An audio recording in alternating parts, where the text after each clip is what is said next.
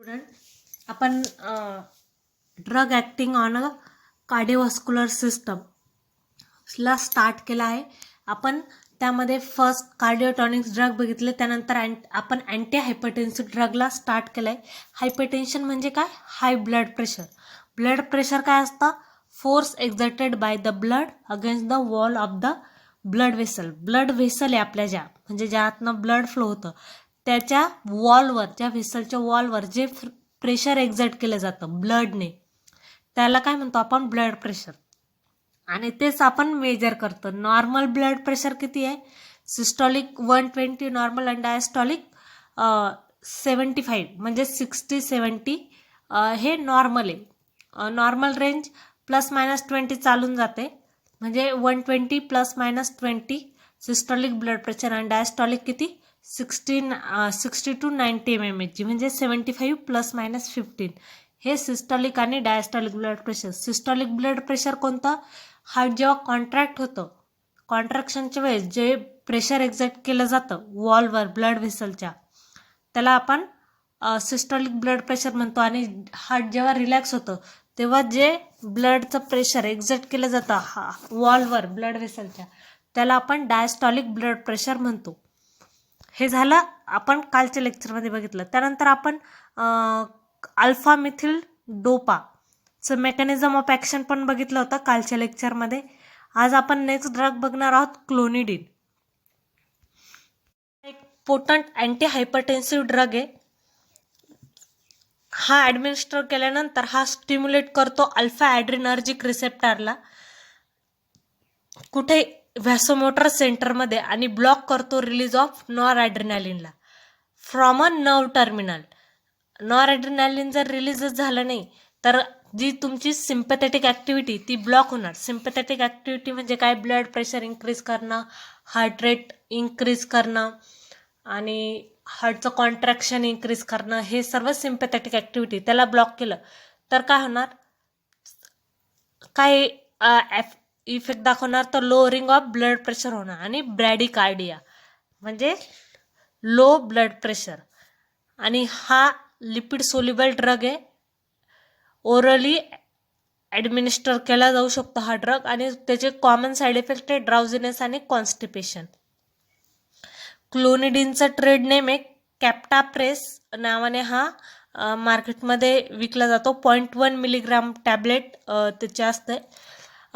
Clonidine हा centrally acting सिम्पॅथोलायटिक agent आहे. म्हणजे जी सिम्पॅथेटिक ॲक्टिव्हिटी त्याच्या अपोजिट, त्याचा अँटागोनिस्ट सिम्पॅथेटिक ॲक्टिव्हिटीच्या, म्हणजे सिम्पॅथोलायटिक एजंट आहे हा अँटी ॲड्रिनर्जिक ड्रग. अल्फा 2 ॲड्रिनो रिसेप्टरचा काय आहे? अगोनिस्ट आहे. And by decreasing the central sympathetic activity. Mechanism of action काय?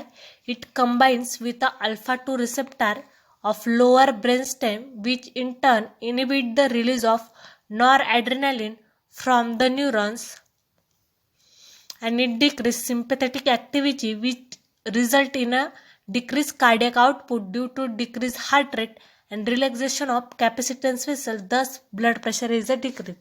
मी आता सांगितलं तुम्हाला का म्हणजे काय होतं. हा काय करतो? स्टिम्युलेट करतो अल्फा ॲड्रिनर्जिक रिसेप्टरला इन अ व्हॅसोमोटर सेंटरमध्ये, आणि ब्लॉक करतो release of noradrenaline from a nerve terminal. आणि त्याच्यामुळे काय होतं? ब्लड प्रेशर कमी होतं आणि ब्रॅडिकार्डिया इफेक्ट दाखवतो. ब्रॅडिकार्डिया म्हणजे काय? हार्ट रेट डिक्रीज होतो. हे त्याचं मेकॅनिझम ऑफ ॲक्शन आहे. त्यानंतर त्याचा फार्माकोलॉजिकल ॲक्शन काय आहे? क्लोनिडिनची सेंट्रल नर्वस सिस्टमवर काय इफेक्ट दाखवतो? Suppressor sympathetic outflow. Sympathetic outflow काय करणार? तो सप्रेस करणार.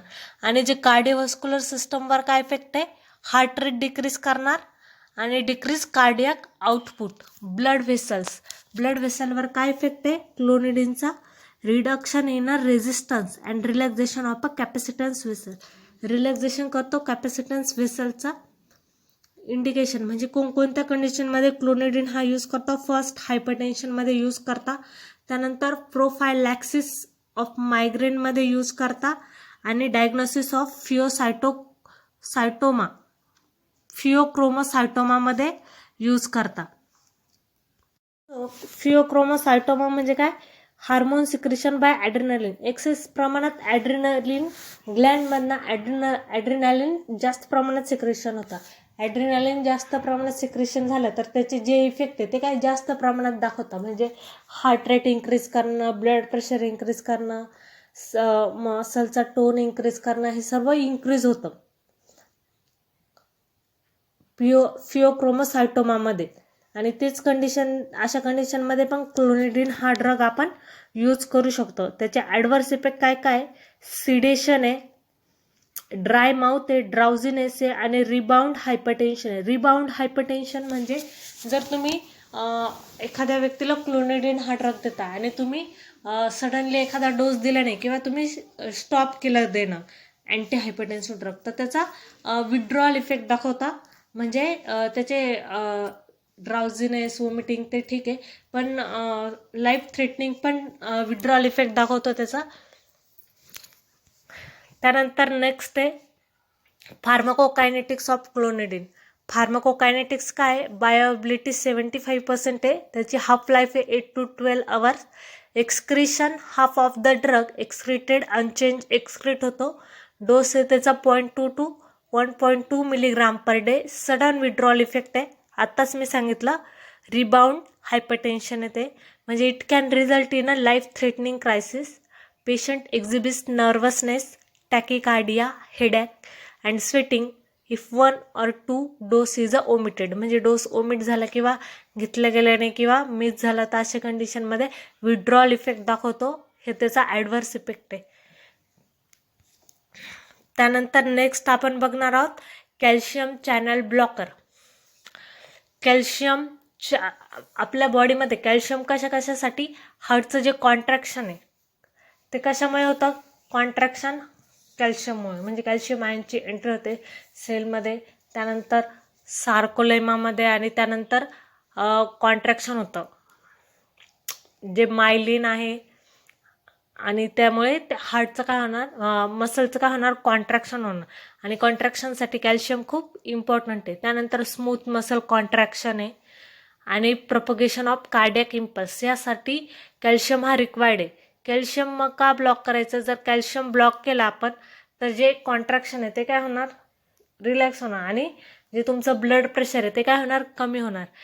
कॅल्शियम चॅनल ब्लॉकर कसे यूज केले जातात त्यासाठी आपण एकदा बघू का कोणकोणते कॅल्शियम चॅनल ब्लॉकर आहे. एक्झाम्पल त्यामधलं फर्स्ट आहे निफिडिपिन. डायहायड्रोपिरिडिन फॅमिलीमधले निफिडिपिन आहे, निकिरायडिपिन आहे, निसोलडिपिन आहे, ॲम्लोडिपिन आहे आणि इसरॅडिपिन आहे. त्यानंतर सेकंड आहे मिसलेनियसमध्ये विरमापिल, डिल्टियाझेम आणि बिपिरिपिड. General pharmacokinetics of calcium channel blocker कोणतं आहे? ओरली ॲडमिनिस्टर केलं जातं, हायली प्रोटीन बाउंड येते, हिपॅटिक फर्स्ट पास मेटाबॉलिझम दाखवतं आणि रिनल एक्सक्रिशन आहे. म्हणजे ते ओरली ॲडमिनिस्टर केले जातात, हायली प्रोटीन बाउंड येते, hepatic first pass metabolism. First pass metabolism म्हणजे त्यांचं लिव्हरमध्ये मेटाबॉलिझम होतं ह्या ड्रगचं, कॅल्शियम चॅनल ब्लॉकरचं. आणि ते रिनल एक्सक्रिशन म्हणजे युरिनेशनच्या थ्रू ते एक्सक्रीट होतं. हे झालं फार्माकोकायनेटिक. त्यानंतर mechanism of calcium channel blocker. Calcium channel blocker bind with a voltage dependent calcium channel. म्हणजे जे कॅल्शियम चॅनल आहे तिथं कॅल्शियम चॅनल ब्लॉकर बाइंड होणार इन डिपोलराइज मेम्ब्रेनमध्ये. आणि त्यामुळे काय होणार? रिलॅक्झेशन होतं स्मूथ मसलचं बाय निगेटिव्ह आयनोट्रॉपिक आणि निगेटिव्ह क्रोनोट्रॉपिक इफेक्टमुळे ऑफ हार्ट. कॅल्शियम चॅनल जे आहे तिथं हे बाइंड झाल्यानंतर कॅल्शियमची एंट्री होईल का? एक्स्ट्रा टू इंट्रा नाही होणार. आणि त्यामुळे तुमचे जे स्मूथ मसल आहे ते काय होणार? रिलॅक्स होणार आणि निगेटिव्ह आयनोट्रॉपिक आणि निगेटिव्ह क्रोनोट्रॉपिक ॲक्शन दाखवतं हार्टवर. हे झालं तुमचं कॅल्शियम चॅनल ब्लॉकरचं मेकॅनिझम. त्यानंतर त्याची फार्माकोलॉजिकल ॲक्शन काय? फर्स्ट कार्डिओव्हास्क्युलर सिस्टमवर काय इफेक्ट आहे त्याचा? Dilate main coronary vessels. Dilate करतो कोरोनरी व्हेसल्स, म्हणजे ब्लॉक झालं, कॅल्शियमची एंट्रीच नाही झाला तर कॉन्ट्रॅक्शनच होणार नाही मसलचं. त्यामुळे काय होणार? रिलॅक्झेशन होणार. मायोकार्डियल परफ्युजन इन्क्रीज होतं. निगेटिव्ह क्रोनोट्रॉपिक आणि निगेटिव्ह आयनोट्रॉपिक इफेक्ट दाखवतो. म्हणजे हार्ट रेट काय करणार, डिक्रीज करणार. आणि जो आर्टरी व्हेंट्रिक्युलर त्याला ब्लॉक करणार. त्यानंतर negative inotropic effect, negative inotropic म्हणजे फोर्स ऑफ कॉन्ट्रॅक्शन काय करणार, कमी करणार हार्टचं. आणि vasodilation, decrease a total peripheral resistance of smooth muscle. जे पेरिफेरल रेझिस्टन्स आहे स्मूथ मसलचं ते काय होणार, डिक्रीज होणार. स्मूथ मसलवर काय इफेक्ट आहे कॅल्शियम चॅनल ब्लॉकरचा, vascular smooth muscle, generalize vascular smooth muscle आहे त्यांचं काय होणार, रिलॅक्झेशन होणार. आणि जे कोरोनरी व्हॅसोडायलेशन आहे त्याचं काय होणार, अँटी अंजायनल ॲक्शन आहे कोरोनरी व्हॅसोडायलेशनमध्ये. आणि व्हिसरल स्मूथ मसल आहे, relaxation of visceral smooth muscle कोणकोणत्या, जे आपल्या बिलियरी ट्रॅकवर आहे, युटरस आहे, ब्लॅडर आहे, त्या कशा आहे, व्हिसरल स्मूथ मसल आहे, त्यांचं पण काय होणार, रिलॅक्झेशन होणार. हे कॅल्शियम चॅनल ब्लॉकरचा स्मूथ मसलवर इफेक्ट आहे. त्यानंतर कोणकोणत्या कंडिशनमध्ये यूज केले जातात, अंजायना पेक्टोरिसमध्ये, हायपरटेन्शन, कार्डियक अरेथमियामध्ये, prevention of ischemic neurological damage due to a subarachnoid डॅमेजमध्ये, रिनॉइड्स डिसीज, मायग्रेन आणि प्रीमॅच्युअर लेबरमध्ये यूज केले जातात. रिनॉइड्स डिसीज काय, a condition in which some area of the body feel a numb and cool in a certain circumstance. म्हणजे आपल्या बॉडीमधले जे काही पार्ट आहे ते नमनेस फील करतात आणि कूल फील करतात. अशा कंडिशनमध्ये पण तुम्ही कॅल्शियम चॅनल ब्लॉकर यूज करू शकता. मायग्रेन आणि प्रीमॅच्युअर लेबरमध्ये. कॉन्ट्राइंडिकेशन म्हणजे कोणत्या कंडिशनमध्ये तुम्ही कॅल्शियम चॅनल ब्लॉकर यूज नाही करू शकत, हार्ट फेल्युअरमध्ये, ब्रॅडिकार्डियामध्ये. ब्रॅडिकार्डिया म्हणजे काय, blood pressure decrease, blood pressure already decrease झालं आहे, अशा कंडिशनमध्ये तुम्ही जर कॅल्शियम चॅनल ब्लॉकर यूज केलं तर तुमचं ब्लड प्रेशर अजून डिक्रीज होणार आणि पेशंट कोमामध्ये पण जाऊ शकतात. त्यानंतर सेकंड आणि third degree AV block, artery ventricular ब्लॉकमध्ये पण तुम्ही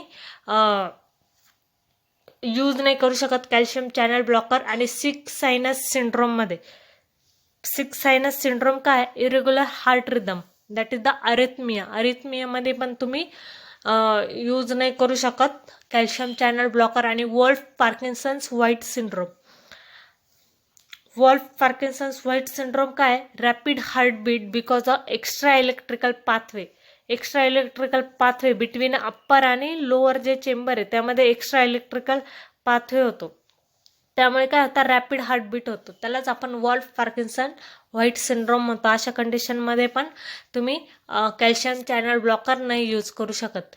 त्यानंतर ॲडवर्स इफेक्ट काय काय, due to vasodilation, postural hypotension, reflex a tachycardia, bradycardia, palpitation, headache, flushing, dizziness आणि अँकल इडेमा, हे त्याचे काय ॲडवर्स इफेक्ट आहे. गॅस्ट्रोइंटेस्टिनल ट्रॅकवर काय इफेक्ट, ॲडवर्स कॉन्स्टिपेशन कॉज करतो calcium channel blocker, nausea, vomiting आणि गम हायपरट्रॉफी. गम हायपरट्रॉफी म्हणजे काय,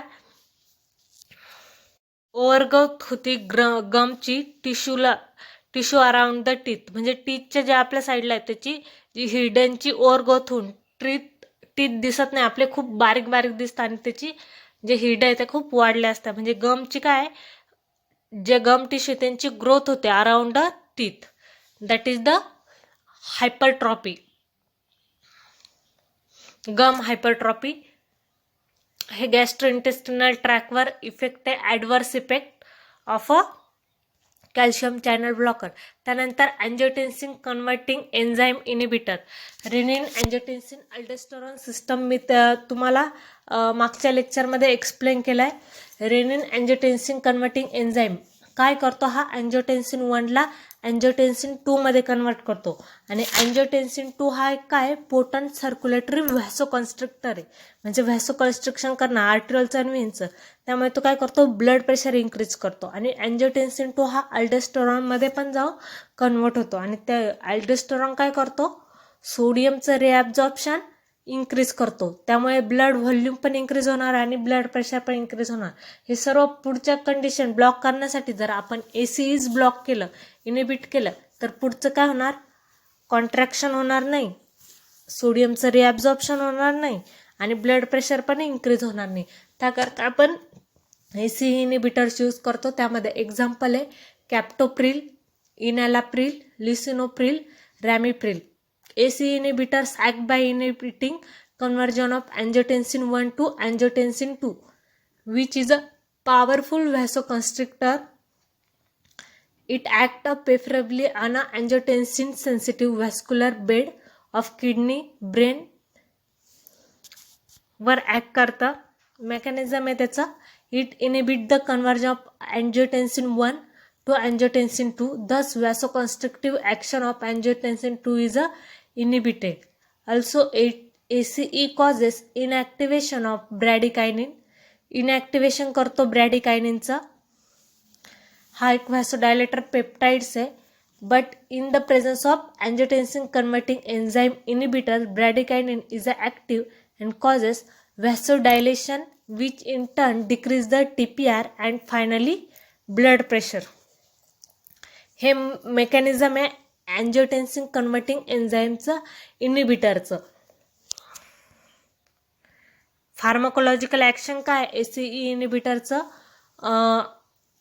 व्हॅसोडायलेशन करतो रिडक्शन ऑफ TPRमुळे. त्यानंतर रिड्यूस ऑफ प्रीलोड आणि after load, reduction in the secretion of aldosterone. अल्डेस्टेरॉनचं सिक्रिशन रिड्यूस होतं कारण angiotensin 2 हा नंतर अल्डेस्टेरॉनमध्ये, आणि अल्डेस्टेरॉनचं काम काय, सोडियमचं रिअब्झॉर्प्शन करतो. जर अल्डेस्टेरॉनचंच सिक्रेशन झालं नाही तर सोडियमचं रिअब्झॉर्प्शन होणार का नाही, आणि त्यामुळे ब्लड व्हॉल्यूम रिड्यूस होणार आणि ब्लड प्रेशर पण काय होणार, रिड्यूस होणार. आणि increase a renal blood flow. Blood flow काय करणार, तो इन्क्रीज करणार. इंडिकेशन, हायपर इंडिकेशन काय काय म्हणजे कोणत्या कंडिशनमध्ये यूज केलं जातं. फर्स्ट हायपरटेन्शनमध्ये, रिफ्रॅक्टरी हार्ट फेल्युअरमध्ये आणि इस्चेमिक हार्ट डिसीजमध्ये. कंडिशनमध्ये यूज केलं जातं ACE इनिबिटर. त्यानंतर ॲडव्हर्स इफेक्ट काय काय आहे त्याचे. फर्स्ट डोस हायपोटेन्शन म्हणजे lowering of blood pressure. Normal करायला गेलो आपण ब्लड प्रेशर तर ते जास्त प्रमाणात कमी होतं. हे फर्स्ट डोसमध्ये त्याचा ॲडव्हर्स इफेक्ट आहे. त्यानंतर ड्राय कफ आहे, एन्जिओन्युरोटिक इडेमा आहे, हायपरकॅलेमिया, लॉस ऑफ ॲपेटाईट म्हणजे भूक कमी लागते, स्टोमॅटिस, ॲब्डॉमिनल पेन होतं, न्यूट्रोपेनिया, प्रोटीन्युरिया आणि ब्लड डिसऑर्डर. त्यातलं एन्जिओन्युरोटिक इडेमा म्हणजे lowering of a layer of skin. Lower जी लेअर आहे आपली स्किनची, just under the skin and mucous member, swelling occurs in a face, tongue आणि लॅरिंग्स. त्यामध्ये काय होतं, स्वेलिंग होते एन्जिओन्युरोटिक इडेमामध्ये. हायपरकॅलेमिया म्हणजे काय, हाय लेवल ऑफ पोटॅशियम, पोटॅशियमची लेवल काय होते, इन्क्रीज होते. हे सर्व ॲडव्हर्स इफेक्ट आहे. त्यानंतर स्टोमॅटिटिस म्हणजे काय, inflammation of the mucous membrane of the mouth. Inflammation होते म्युकस मेम्ब्रेनला माउथच्या, दॅट इज स्टोमॅटिस. त्यानंतर न्यूट्रोपेनिया काय, the presence of abnormally few neutrophils in the blood. Neutrophils ब्लडमध्ये इन्क्रीज होतात, त्यामुळे काय होतं, ससेबिलिटी टू इन्फेक्शन इन्क्रीज होतं. त्यानंतर प्रोटीन काय, abnormal quantity of protein in the urine. प्रोटीनचं क्वांटिटी इन्क्रीज होते युरिनमध्ये. हे सर्व ॲडव्हर्स इफेक्ट आहे ACE इनिबिटर्सचे. आपण नेक्स्ट लेक्चरमध्ये त्याचे एकदा ठीक आहे कॉन्ट्रा इंडिकेशन बघून घेऊ. सिस्टॉलिक ब्लड प्रेशर हे लेस दॅन mmHg आणि बायलॅटरल रिनल आर्टरी स्टेनोसिसमध्ये पण आपण यूज करू शकत नाही. त्यानंतर आहे second and third trimester of pregnancy आणि रिनल फेल्युअर म्हणजे किडनी प्रॉब्लेममध्ये आपण हे ड्रग ACE इनिबिटर्स यूज करू शकत नाही. त्या नेक्स्ट लेक्चरमध्ये आपण अँजिओटेन्सिन रिसेप्टर ब्लॉकर बघणार आहोत. आजच्या इथंच मी लेक्चर स्टॉप करते. नेक्स्ट लेक्चरमध्ये अँजिओटेन्सिन रिसेप्टर ब्लॉकर अँटी हायपरटेन्सिव्हचे बघणार आहोत. थँक्यू.